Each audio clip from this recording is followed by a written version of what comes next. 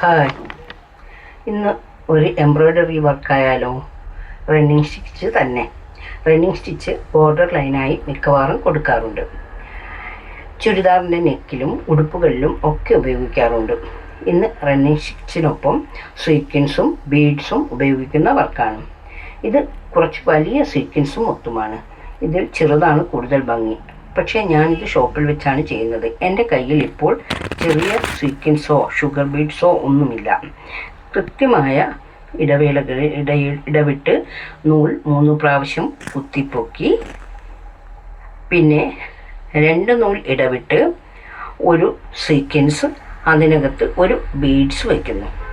Beads തെല്ല് മാറ്റി സീക്വൻസിനകത്ത് കൂടി വീണ്ടും സൂചി ഇറക്കി ബീഡ്സ് അവിടെ ഉറപ്പിക്കുന്നു.